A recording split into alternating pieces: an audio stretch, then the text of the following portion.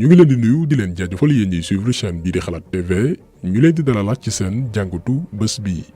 te rek dañuy wax ci coow li juddu fan yii yëpp concerné Ousmane Sonko ñu ciy tudd mbirum viol ak menace de mort comme ni ñu amee habitude di ko defee rek bu ab kaa jibee li ñu njëkk a def mooy teewlu balaa ñu ciy joxe suñu xalaat bu laajee topp itam ñu topp ko ndax ki ñuy tuumaal dafay aspirer yore Sénégal du n'importe qui ci biir réew mi. moo tax vidéo tay bi dañuy am fu ñu yem ndax bu dee ni viol dafa am science avancé na avancé gu doy ni mën nañu am lu ñu jël ci ndaw si am itam lu ñu jël ci ku ñu tuumaal muy Ousmane Sonko xool ba xam contact sexuel am na fa waaw wala déet. depuis loolu nag mën nañ ni ñaari camp ñuy jàmmaarloo benn bi mooy ñi ànd ak Sonko te gëm ni lii lépp ay manigance politique la ngir tilimal deram ba dootul jar dara ci biir réew mi. am ñeneen ñoo xam ne itam coow li daf leen arrangé ndax seen objectif mooy wan sénégalais yi que ni waa ji ñu nag moom a yam moom ak politiciens yi ak ñeneen ñuy def safaan ñoo yam jikko. ñun nag bi coow lu jibee question bi ñu njëkkoon posé mooy est-ce que Ousmane Sonko demoon na ci salon de massage boobu noonu ñuy wooye Sweet Beauté. loolu benn la te effectivement amoon na habitude di fa dem ngir nee na faju ñaareel bi mooy est-ce que turu Adji Sarr muy masseuse bi porte plainte existe na te effectivement lu am la. ñetteel bi mooy déglu kii moom salon de massage boobu noonu xool ba xam ay waxam am na cohérence buñ ci noppee nag jàngat ni ñu gérer dossier bii seetlu ndax dafa rax complot politique am déet ndax am na quelques points yu ñu bëgg a leeral ci vidéo bi yoo xamante nii dafa teey suñu xel jaxasoo suñu bopp. dañu ñëw d'abord ci dernière actualité ñeel dossier bii muy sortie Ousmane Sonko avant ñuy revenir ci bis biñ ne la mbir yi amee ñu taxaw ci sortie bi Ousmane Sonko def démb ndax am nañu jàpp ni warul woon wax ñun en ce qui nous concerne personnellement jàpp nañ ni dafa waroon génn wax. ndax ci genre situation yi dafa am lu ñuy wooyee effet millefeuille buñ ko adapté ci wàllum information dafa mel ni benn xibaar jib te amaguñ ci lu leer mais information yi di jógee fu nekk te information yooyu noonu ñuy jibal amul vérification bi ci war. ci cas bi bu ñu jëlee borom salon de massage bi presque ñeenti tur yu bokkul génn na ci mbir yi benn bu ñu xoolee tam ci site internet yi mën nañ jël kaaw Yérim Post bu Cheikh Yérim Seck defoon na benn publication ne kii mooy xale bu jigéen bi accusé Sonko di Adji Sarr. alors que femme bii mu jël photom mi ngi tudd Jackie Appiah benn actrice ghanéenne la dafa jouer cinéma donc lii la ñuy woowee effet millefeuille moo tax Sonko il fallait que mu wax parce que amoon na sax ci ay militants am ak ay sympathisants am yu doon wax ni Sonko musul dëgg tànkam ci salon de massage boobu noonu moo tax yu mel nii dafa baax ñu ciy teey donc sortie Sonko bi dafa nekkoon lu obligatoire sinon li daloon Karim Wade ak Khalifa Sall moo koy dal ñu la jiiñ benn mbir ngay noppi chaque jour article yi di jugee fu nekk nga ne patt pataaral ba ñu xëy bés na la ràpp ci kaso bi mais dafa am benn mbir boo xamante ni ànduñ ci déclaration bi nga xamante ni Sonko def na ko. yàgg nañ ñoo alerté nañ gaa yaa ngi leen ni waajal te fas yéene wuñ ko jaare fudul ca fa ngay fajoo ñu bari nañ ne bu mu xamee loolu li tax mu fay dem waaye dama jàpp ni fa may dem te defuma fa dara lu bon te faju yóbbu ma fa gisuma lu tax ma war a xëy ne dematuma fa. te tey jii damay continuer di fa dem di faju ba keroog yàlla di ma sang suuf dinaa def samay massage parce que dafa ànd ak sama santé. opposant amoo droit dox amoo droit naan amoo droit lekk foo nekk yaa ngi wëlbatiku loolu dafa war a jeex démocratie du doxee noonu. donc lii erreur la boo xamante ni yàgg nañ ko nemmeeku ci Sonko mooy bëgg considérer boppam comme sénégalais lambda te ñu ko wër aussi jàppale wuñ ko ci. moo tax bu jugee ci lii dafa war a wut expert boo xamante ni du mooy topp Sonko di ko déglu mais Sonko moo koy déglu kooku naan ko defal lii ak lii moytul lii ak lële. bu ñu jëlee Ousmane Sonko première rencontre bi mu am ak Abdoulaye Wade lan la ko maître Wade wax maître Wade daf ko ni booy tukkeeti yóbbul sa soxna mu lay toggal parce que mën nañ la posone loolu rek dafa warul ubbi bëtam mu xam ci ban milieu la nekk ak gaay lan la ñu capable. ndax bu ñu jëlee Sonko discours am dafa ñëw di tudd yoo xamante ni benn homme politique wala bu amee ñu koy tudd itam ñu néew la ay affaires yoo xamante nii bu ñu remonté ci histoire ay Mamadou Dia ñoo ko doon wax ak ñu ci mel ni Cheikh Anta Diop muy suñu relation ak France franc CFA di tudd ay contrat yoo xamante ni waxuma opposant mais ku ñu fal sax ñemewu koo laal nga dellu dans l'histoire ci ginnaaw gis ni ñu doon xeex yooyu noonu fan la ñu mujj Mamadou Dia dañ ko tëj pendant des années jiñ ko coup d'état te mujjul fenn. Omar Blondin Diop dañ ko rey te ba tey dossier bi amul suite léegi nga nekk ci cercle mafieux boobu nga xamante nii rey la ak naan ndox mi lañ yamale nga bëgg dund comme ni sénégalais lambda bi di dundee d'autant plus nga génn ci présidentielle ak 15% yoo xamante nii jaaxal na ñiy défendre noot gi ñu France di noot ak taalibe dajjal yi ñoo xam ni génne nañ benn lettre avant élection présidentielle yu weesu ne yow ak Bougane ci ay loge maçonnique ngeen nekk ñoo leen ngemb sénégalais yi gëmuñ ko ñu ñëwaat ne Tullow Oil ngay liggéeyal journaliste bi ñu waxoon ni moo bind article bi ñëw wedd ko ñu partagé sa audio boo xamante ni yaa ngi ko doon wax ak koo xam ne xarit nga ko jàppee woon mu jàll dossier 94 milliards yi ñu waxoon ni da nga ci am intérêt ñu classé ko parce que arrangé wu leen depuis 3 ans wala lu ko ëpp ñu lay rëbb te xam nga ni gars yi duñ la may dara kon nga waroon def attention bu baax a baax ndax li ñu war a xam ci mbir yi mooy Sonko warul woon fréquenter salon de massage boobu noonu même bu doon ni góor moo koy massé donte salon de massage bi am na agrément wu état reconnaître nañ ko parce que lan moo ko wóor ni produit yi ñu koy massé raxuñ ci benn mbir boo xamante ni dina ko mën a lor c'est-à-dire que boo yor pouvoir rawatina nga tollu yenn dayo yi da ngay méfier wu ci lépp parce que gars yi foo dem ñu ngi lay topp ba ci activiste yi di kaas chaque jour nekk ci biir réew mi ku ci nekk nguur mi ngi suivre say activité Massamak nag koo xam ni nee na Ndiaye chef de l'opposition rawatina ngay tenir yenn discours yoo xamante ni xeex franc CFA la xeex noot gi ñu France di noot la renégocier waat contrat pétrolier yi nga xamante ni signé nañ ko te ay borom yu doole ñoo ko sëkk ñoo xam ne bu ñu corrompre nit ay mallette la ñu yor dañ lay won xaalis boo xamante ni mosoo ko imaginer sa àdduna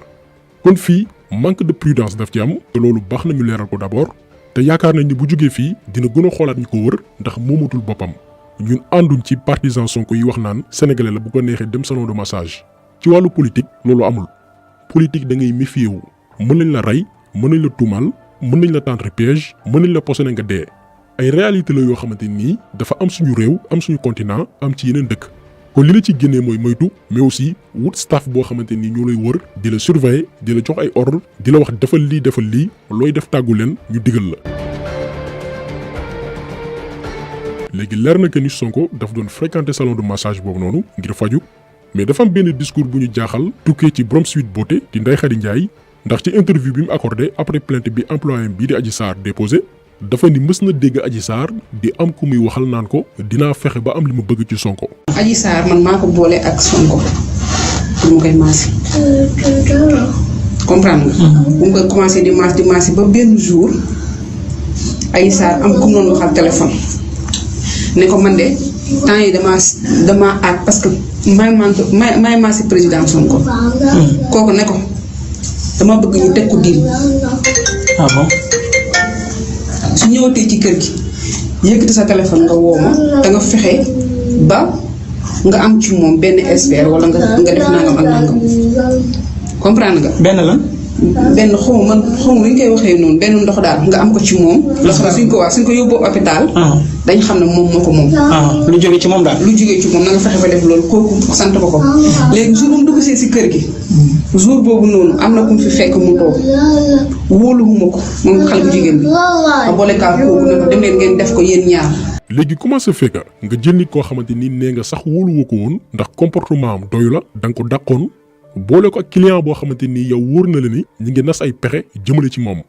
lii aussi daf ñu jaaxal ci mbir mi ndax ci audio bi nee na moom dafay défendre Sonko mais ci ni mu expliqué elle était au courant ci li ndaw si di Adji Sarr doon waajal ci Sonko lii beneen problème la boo xamante ni xëy na surtout enquête bi dina ko leeral te li gën a garaaw nee na même jour bi Sonko di fa yegg si di fa mujjee ñëw jour bi mu jàpp ni la ñu tëgg coup bi Adji Sarr mi ngi ñëw régulièrement ci moom di ko laaj kañ la Ousmane Sonko di yegg si. dafa am lu ñu ma waxoon ci moom ma njort ko. ma dàq ko mën a fen tey jii yow boo toogoon ak moom sa téléphone dina fexe ba rocc téléphone bi xam na si biir portable. c'est-à-dire que kon professionnel loolu quoi. non non. loolu kon audio jàmbur day jël nga jëlaat ko. bàyyi ko marché bi ay audio jàmbur day jël di transférer nit yooyu. xam naa ne fenkal dama ko booleeg beneen mensonge mi ñaar pour mu bàyyi xel. parce que dafa am loo si njortoon daal. dafa am lu ma njortoon parce que dafay ñëw chaque jour di laaj sama jëkkër bi naan ko waa parce que même jour bu mu waxee waa ji jour bu mu waxee ak moom na ko. ci téléphone na ko kooku na ko fexeel ba bu fa ñëwee nga indi nga def loo xam ne dañ ko mën a daaneel. jour boobu mayul kenn jàmm ci kër gi chaque jour mu ne sonkañ lay ñëw chaque jour mu ne sonkañ lay ñëw jour boobu sama jëkkër bi ne ma aji mii am na lu muy programme parce que aji chaque jour day laaj sonk kañ lay ñëw chaque jour kañ laaj ma ne ko loolu de maakaar ne ñëwul ko yàqu viwu nit di zéro. maanaam amoon na ay soupçon ci ndaw si du ñu tuumal kenn nag mais gëm nañ ni bu enquête bi gënee avancé dinañ ci xam lu baree bari ndax gëm nañ ni lii dafay soog a tàmbali rek xamaguñ lu baree bari ci mbir yi. léegi ndax mbir yi dafa rax complot ñun gëm nañ ni am na lu ci louche te bu enquêteurs yi defee seen liggéey dëgg-dëgg lu baree bari dina leer ndax jour bi mbir yi amee jour bi fa Sonko di dem muy mardi 2 février bi ñu génn fekk na couvre-feu tàmbali mais ci période couvre-feu boobu noonu la Adji Sarr quitté salon de massage bi gannaaw ba Sonko pare ci séance de massage am te moment boobu noonu borom oto yëpp wàcc nañ du taxi du car rapide du clando du bus et d'après témoignage du patron bi benn oto moo ñëw jël si ndaw si. moom am na ñu mu woo ñu taxaw ci buntu kër gi pour xaar Sonko génn ñu teg xale bi hôpital pour yóbbu ko léegi bu mu génnee si biir cabine bi. am na ko woo téléphone. mun ko gaawal ñu teg si oto bi ñu yóbbul hôpital pour jëm ndox bi ñu yóbbu ko ñooñu ñoo fay xale bu jigéen bi pour créer Sonko. yow li nga wax ni kan moo la ko. dama ci am preuve yu leer. preuve yu yoo xam ne téléphone am bu koy xale bu jigéen di wax. bu koy xale bu jigéen bi di wax boobu am na ko toog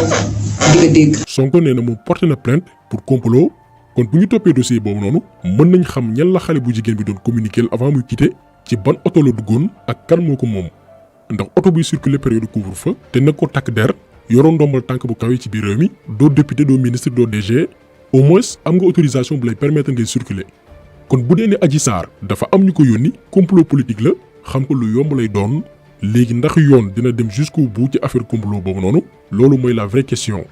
li wér te wóor mooy bu fekkee ne nguur gi def ci laale du mës a leer xanaa beneen nguuru ñi dossier Mamour Diallo mujjee rek lay terminé dañ koy classé sans suite parce que arrangé wu leen te bu leeree dafay gën a dooleel Sonko loolu aussi réalité politique la tey bu ngeen gisee li tax ñu classé dossier Mamour Diallo parce que buñ ko toppee jusqu'au bout Mamour Diallo mooy daanu te loolu dafay gën a dëgëral taxawaayu Sonko. ñu ñëw ci plainte bi ndaw si bind plainte bi ñu ngi ko bind le 2 février 2020 ñun tamit dañuy attardé wu ci détails yi parce que yu am solo la mardi 2 février la ndaw si bind plainte bi mooy jour bi mu quitté salon de massage bi en pleine période de couvre-feu ci guddi googu la bind plainte bi bu fekkee ni nag moo ko bind ci même jour boobu noonu en tout cas war na am au moins bac+3 en droit wala njàngam solo lool ci beneen domaine ndax mbindum lettre bi set na wecc cité nañ ci tamit ay articles yi wax ci wàllu menace ak viol kon bu ko bindee njàngam sori na wala kon ci guddi gi lañ ko bindal kan moo ko bindal nag ci période couvre-feu bi question bu rëy la te enquête bi war na koo leeral en tout cas bu dee ni ci guddi gi la régler lépp ñu xam ni personnalité am romb na di liggéey ci ay salon de massage ndax heure bu ko neex circuler. Le lendemain mercredi 3 février la déposé plainte bi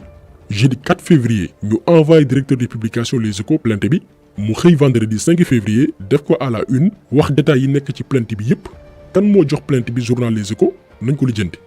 te avant journal Les Échos di ko publier vendredi responsable APR yëpp jot nañ message ci seen groupe WhatsApp ne wax leen seen gars yi bu kenn addu ci mbiru Sonko bi kuñ ci laaj ne leen mbiru privé la duma ci wax.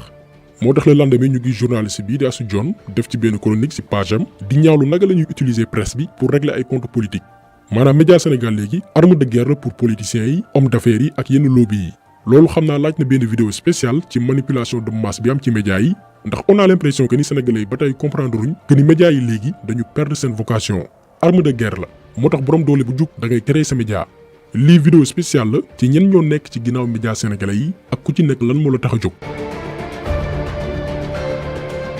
actuellement nag mën nañu wax ni bu fekkee ni complot la pouvoir bi fi nekk moo dominé gum ndax réussir nañ ba ñu fàtte coowal patrimoine Idrissa Seck xaalis boo xamante ni daf ko sàcc liggéeyu ko loolu leer na liggéeyu fi lu ko may ay milliards waxatuñ ci vaccin yi nga xamante ni 1,2 million doses dina dugg Sénégal ci mois de février bii mooy nekk suñu prochaine vidéo incha allah ñoom nguur gi aussi bu dee dañoo làqu ci mbir mi réussir nañ ba wax loo Sonko lu mu bëggul woon wax muy feebar bi ko dal ba waral muy soxlay massage régulièrement donc loolu mën na nekk prétexte pour ñoom di ko tooñ ëllëg wax ni waa ji wérul mënul yor réew léegi soit mën nañ yam foofu noonu ne procureuru Macky Sall bi Bassirou Gueye bàyyil dossier bi mu sedd parce que moom Bassirou Gueye daf ñu yàpp respecté wuñu bërki démb la ko Forum Civil interpellé ngir mu topp rapport détournement yi nga xamante ni envoyé nañ ko te mu concerne ay ministre ak ay DG yoo xamante ni dañ leen di tuumaal mais ba tey yëgulu ko yaramam yoonam neew si alors que alalu réew mi la ñuy wax ñooñu dañ leen tuumaal ni dañu luubal xaalisu Sénégal mais bu fekkee ne Karim Wade la wala Khalifa Sall wala tey Ousmane Sonko mu àndi ceeg cawarte gu jéggi dayoo gis ngeen borom salon de massage bi ñu placé woon garde à vue dëgg la waroon nañ ko déglu mais gannaaw buñ ko dégloo dañ ko waroon bàyyi mu dem buñ ko soxlawaatee woowaat ko mais ñu jël ko téye ko mais après sortie avocat am bi xam ne ni dañoo bëgg a mettre pression ndaw si ngir mu wax ni Ousmane Sonko moo violé xale bi avocat am aaloo lañ ko bàyyi. moom